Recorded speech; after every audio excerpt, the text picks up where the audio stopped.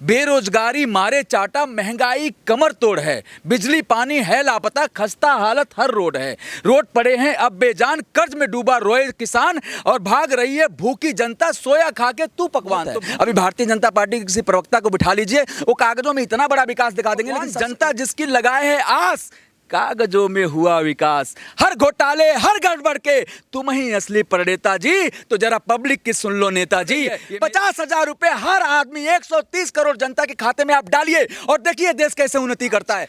और नकली चेहरा कपटी बचन, उजले कपड़े मैला है मन, इंसा नाटक कोई कर ना पाए अभिनेता जी। हम अभिनेता भी फेल हैं इनके आगे। हम कृष्ण को भी मानते हैं और हम राम को भी मानते हैं। हमने कभी नहीं चाहते, क्यों नहीं डालना चाहते? क्योंकि आपको अभी उत्तर प्रदेश का चुनाव है, उसकी चिंता है। वहां पे लाखों करोड़ों खर्च करना है आपको। अभी जम्मू कश्मीर में आप चुनाव चलाएंगे, उसकी चिंता है। आपको जवाब दिया है ना बंगाल में। इसी तरीके से देश की जनता उत्तर प्रदेश में आपको बहुत बड़े लेवल पे जवाब देने वाली है। और नमस्कार दोस्तों, मैं सोनू सिंह और आप लोग देख रहे हैं DS4 न्यूज़। इस वक्त चुनावी सरगर्मियां जो है दिन प्रतिदिन बढ़ती जा रही है। एक तरफ मैदान में देखा यह जा रहा है कि आने वाले विधानसभा चुनाव को लेकर के सपा पार्टी जो है मैदान में कूद पड़ी है, क्योंकि जिस तरीके से जो है गाने लॉन्च किए जा रहे हैं और साथ ही साथ में जो है भारतीय जनता पार्टी जो है अब जो है चेहरे को लेकर के, नेतृत्व को लेकर के जो है फिर से अपने बयानों को लेकर के फिर बदल करने की तैयारी में है। और ऐसी स्थिति में जो है सबसे बड़ी पार्टी देश की जो मानी जाती है कांग्रेस पार्टी, वो भी जो है धीरे धीरे मैदान में उतरना शुरू कर दिए हैं। हमारे साथ जो है ब्रजेश राय जी मौजूद हैं, जो कि इंजीनियर भी हैं पेशे से, फिल्म प्रोड्यूसर भी हैं। सबसे पहले तो आपको फिल्म से लेकर के बातचीत कर लेते हैं। आपकी जो फिल्म है जीने की उम्मीद, क्या है पूरा फिल्म?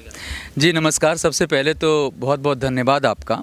मेरी जो फिल्म है जीने की उम्मीद तुमसे ही, वो बहुत बड़ी हिट हुई है। यहाँ पे गौर सिटी में लगी थी, मुरादाबाद लगी थी, आगरा में बहुत पसंद किया। लेकिन अनफॉर्चुनेटली कोरोना के तहत चलते फिल्म उतारनी पड़ गई, सिनेमा हॉल बंद कर दिए गए। 12 मार्च को रिलीज हुई थी और बहुत जल्द ही अभी MX प्लेयर हंगामा सरकार जीने की उम्मीद तुमसे ही, जीने की उम्मीद तुमसे ही। सोचा तो यही था कि जीने की उम्मीद इस सरकार से होगी फिल्म के जरिए, लेकिन जब मुझे आभास हुआ कि जीने की उम्मीद है नहीं, सिर्फ जुमलेबाजी है, तब मैंने कांग्रेस पार्टी का दामन थामा और एक कविता के साथ शुरुआत करना चाहूँगा कि जब जब मौसम आए चुनावी, आते हो तुम तभी नज़र, मिल जाए बस कुर्सी तुमको, हो जाते हो छू मंतर। जोड़े थे कल जिनके हाथ, उनको ठेंगा दिखाओ तुम आज, उनका ही तुम खून चूसते, पहनाया जिसने ताज। तो आज का सबसे बड़ा मुद्दा बेरोजगारी है। मेरी फिल्म का ही ये गाना है, बेरोजगारी मारे चाटा, महंगाई कमर तोड़ है, बिजली पानी है लापता, खस्ता हालत हर रोड है। रोड पड़े हैं अब बेजान, कर्ज में डूबा रोए किसान और भाग रही है भूखी जनता, सोया खा के तू पकवान। तो भूखी जनता भाग रही है पकवान सा के, भारतीय जनता पार्टी वाले सोए हुए हैं। देखिए किसान इस टाइम आंदोलन कर रहा है, उनके पास खाने के लिए नहीं है। मैं एक पेशे से इंजीनियर भी हूं, मैं आपको बताता हूं आज देश की इतनी बड़ी दुर्व्यवस्था है, इस तरीके की भूखमरी है, गरीबी है, जो भारतीय जनता पार्टी की देन है। सर सवाल यहाँ पर यह है कि आने वाले जो फिलहाल 7 साल से जो है बीजेपी के हाथ में जो सत्ता है, कमान है, चाहे उत्तर प्रदेश को देखा जाए तो करीब 4.5 साल से उनके हाथों में कमान है। लेकिन सर सवाल ये उठता है कि आपकी पार्टी जो बहुत पुरानी पार्टी है कांग्रेस पार्टी, बताया जाता है कि 70 सालों से जो आप लोगों ने क्या किया, किस चीज़ों को लेकर काम किया, वो सब लोगों ने देखा है। तो क्या जो है ठीकरा सिर्फ भारतीय जनता पार्टी फोड़ना ठीक रहा? भाई साहब बताओ मत क्या किया, नहीं तो जो बचा है वो भी बेच देंगे। बता रहा हूँ मैं, अगर आपने बताया ना 70 साल में हमने कितने हॉस्पिटल बनवाए, अस्पताल बनाए, तो वो भी ये बेच देंगे। जो कांग्रेस पार्टी ने 70 साल में किया है, आज उसी के बदौलत आप कोरोना काल में बचे हैं। जितने हॉस्पिटल पंडित नेहरू के बनवाए हुए, इंदिरा गांधी जी के बनवाए हुए जो हॉस्पिटल्स हैं, जिनको और जो एयरपोर्ट्स हैं, जिनको एक एक करके सरकार, एयर इंडिया तो कर ही दिया काम, LIC का कर ही दिया, बैंक सारे प्राइवेटाइजेशन कर ही रही है। तो इसी तरीके से, इसलिए आप ये बताइए नहीं, कांग्रेस पार्टी ने 70 साल में जो किया, कभी भी इस तरीके की बेरोजगारी, इस तरीके की भूखमरी इस देश में नहीं थी। मुझ जैसे आदमी को, मैं कभी पार्टी कोई ज्वाइन नहीं करना चाहता था मैं, बल्कि 2014 में मैंने भी एक सपना देखा कि कोई नई सरकार आ रही है और अच्छा होगा और कुछ बढ़िया होगा। लेकिन मैं बहुत पॉजिटिव था, मैंने अपने फिल्म के माध्यम से भी तारीफ की गवर्नमेंट की कि चलो एक अच्छी चीज़ आ रही। मैं हाथ जोड़ के भारतीय जनता पार्टी से रिक्वेस्ट करता हूँ, राजनीति करते रहिए। उत्तर प्रदेश में कहीं अब आप आने वाले नहीं हैं। अब सिर्फ कांग्रेस पार्टी ही आएगी, लेकिन कम से कम देश की जनता के लिए मानवता के नाते हर इंसान के खाते में 50,000 रुपए डालिए अभी के अभी। मिडिल क्लास, आप मिडिल क्लास हैं, हम लोग मिडिल क्लास हैं, हम किससे बोलने जाएंगे? आप गरीबों के लिए भी कर रहे हैं, क्या कर रहे हैं आप? 5 किलो 10 किलो आटा में उनका महीना चल जाएगा। 80 करोड़ लोगों को जो है उन्होंने राशन मुहैया कराया। हाँ, तो 80 करोड़ लोगों में क्या, और बाकी के जितने लोग हैं उनका क्या होगा? जो टैक्स पेयर है उनका क्या? और 80 करोड़ लोग क्या खा जाते हैं उसमें खाना खा जाएंगे? 4 किलो चावल दे दोगे आप, 2 किलो आटा दे दोगे, थोड़ी दाल दे दोगे, खाना खा जाएंगे आप? उनके घर में कोई बीमारी नहीं होती, उनके घर में कुछ पढ़ाई लिखाई नहीं होती? क्या किया आपने? ये मैं सरकार से हाथ जोड़ करके, देखिए मैं स्पेसिफिक बात करूंगा, हाथ जोड़ के विनती करना चाहता हूं भारतीय जनता पार्टी की सरकार से कि प्लीज 50,000 रुपए, ये पहली बार कांग्रेस पार्टी बोल रही है, 50,000 रुपए हर आदमी 130 करोड़ जनता के खाते में आप डालिए और देखिए देश कैसे उन्नति करता है, क्योंकि उनकी साइकिल चल जाएगी। ये जो आत्महत्या है वो नहीं करेंगे। ये इस चीज को आप इमीडिएटली डालना चाहिए, जो फंड है आपके पास, लेकिन आप डालना नहीं चाहते। क्यों नहीं डालना चाहते? क्योंकि आपको अभी उत्तर प्रदेश का चुनाव है, उसकी चिंता है, वहां पे लाखों करोड़ों खर्च करना है आपको। अभी जम्मू कश्मीर में आप चुनाव चलाएंगे, उसकी चिंता है। जैसे देश की जनता ने आपको जवाब दिया है ना बंगाल में, इसी तरीके से देश की जनता उत्तर प्रदेश में आपको बहुत बड़े लेवल पे जवाब देने वाली है और कांग्रेस पार्टी सरकार बनाएगी वहां पे। 300 से ज़्यादा सीटें जो हैं इस बार फिर से उत्तर प्रदेश में। चलिए देखिए, बंगाल का एक अलग रूप से देखा जाता है क्योंकि उनकी गढ़ भी नहीं मानी जाती है, ममता बनर्जी का थोड़ा वहाँ पे गढ़ भी है, तो इस मसले से जो हो सकता है कि बीजेपी ना आई हो, लेकिन फिर भी जो है पिछले चुनावों के मुकाबले जो है बहुत अच्छा जो है प्रदर्शन करके आई है और बहुत अच्छा अंक भी लेकर के आई है। तो क्या नहीं लगता कि उत्तर प्रदेश तो खैर उनका गढ़ माना जाता है, तो कैसे आप देखते हैं कि इस बार 300 का वादा करे जा रहे हैं, तो इसको कैसे देखते हैं आप? कोई हल्के में तो कर नहीं रहे होंगे। सर, जोड़े थे कल जिनके हाथ, उनको ठेंगा दिखाएं याद, उनका ही बस खून चूसते पहनाया जिसने ये ताज, और नकली चेहरा कपटी बचन, उजले कपड़े मैला है मन, इंसा नाटक कोई कर ना पाए अभिनेता जी। हम अभिनेता भी फेल हैं इनके आगे।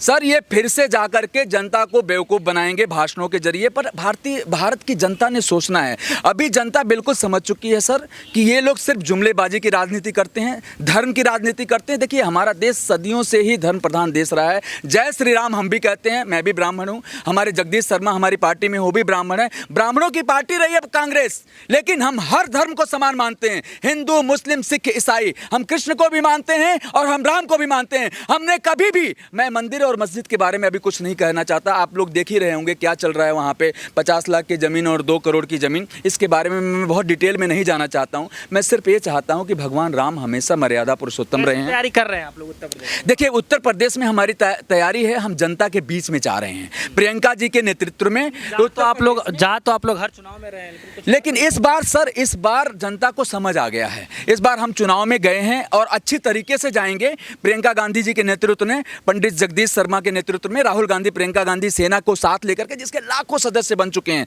हम लोग कांग्रेस पार्टी के कार्यकर्ता हैं, हम लोग कोई प्रवक्ता और सारी चीज़ें जो पार्टी ने हमें बनाया, उनका शर्मा जी का धन्यवाद है कि उन्होंने मुझे प्रवक्ता बनाया। लेकिन सबसे पहले हम कांग्रेस पार्टी के कार्यकर्ता हैं। इस आपदा में मैंने देखा है, जगदीश शर्मा जी सब लोगों के घरों में राशन पहुंचाया है इन लोगों ने। मैं भी साथ में रहा उनके, बंगाल भी गए थे हम लोग, जहाँ जहाँ उत्तर प्रदेश में घर घर में हम लोग गए, अलीगढ़ में, यहाँ अपना आगरा में, यहाँ पे गोरखपुर में, हर एक घर में जन जन में खुद गया हूँ और जितना हो सकता है हम लोगों ने लोगों की मदद करी है। डोर टू डोर कैंपेन करेंगे इस बार, डोर टू डोर कैंपेन करेंगे प्रियंका गांधी जी के साथ और लोगों को जागृत करेंगे कि हटाइए इस भारतीय जनता पार्टी को। और कांग्रेस पार्टी देश की सबसे बड़ी पार्टी है, सिर्फ देश को वही बचा सकती है। देश को राहुल गांधी जी बचा सकते हैं, प्रियंका गांधी जी बचा सकती हैं और कोई नहीं बचा सकता। भारतीय जनता पार्टी भी इस बार कह रही है कि इस बार जो है विकास के मुद्दे पे चुनाव लड़ेंगे, तो क्या लगता है आपको कि विकास हुआ ही नहीं ना सर? कागजों में हुआ विकास, ठीक है ना?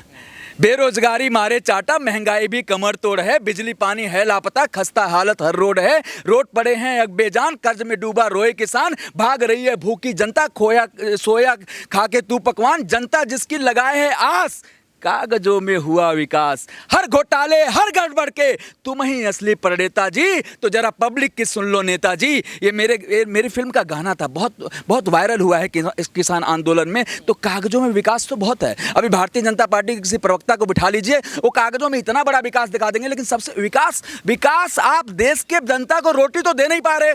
आप बताइए, कांग्रेस के राज्य में आप बताइए, नहीं एक बात बताइए सर, एक सवाल यहाँ पर ये है कि बार बार भारतीय जनता पार्टी भी यही कहती रही है कि जो आपके जो अध्यक्ष जी जो हैं, अगर मैं आपके बड़े नेता की बातचीत में करूं, माननीय राहुल गांधी जी जो हैं, वो क्या है, कह रहे हैं भारतीय जनता पार्टी के लोग कि वो ग्राउंड पे नहीं आ रहे हैं। तो क्या ट्विटर से खेलने से, कैसे सोशल ग्राउंड पे मीडिया आते हैं? आप बताइए जरा, भारतीय जनता पार्टी के लोगों को बताइए कैसे ग्राउंड पे आते हैं। मैं राहुल जी को जानता हूं, प्रियंका जी को जानता हूं, जगदीश शर्मा जी को जानता हूं। ये लोग इतने ग्राउंड के नेता हैं सर, गरीबों को गले लगा लेते हैं। आपने देखा होगा आसाम में प्रियंका जी चाय के बागानों में जा कर के घूमी है, राहुल जी स्टेज से उतर के भाग जाते हैं, उनको अपनी जान की चिंता नहीं है। शहादत दी है कांग्रेस पार्टी ने। एक ऐसी पार्टी रही है जिसने देश के लिए उन्होंने अपने फादर को कुर्बान किया, अपनी दादी को कुर्बान किया। सर क्या किया है इन लोगों ने, आप बताइए ना। आज गरीबों के लिए उनका राहुल गांधी जी रोते हैं। मैं पिछले दिनों मिला था जगदीश शर्मा जी के साथ, राहुल गांधी के साथ। वो कहते हैं अरे राजनीति छोड़ो, मत दो हमें कोई श्रेय, लेकिन इस जनता को बचा तो लो। मोदी भी सर लगता है, मोदी भी सर वो दिखावे का आंसू है।